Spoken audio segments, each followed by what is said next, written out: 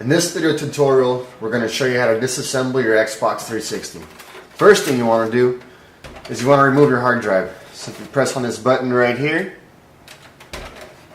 grab it, pull it up, it's removed. Next thing we're doing is we're removing the faceplate.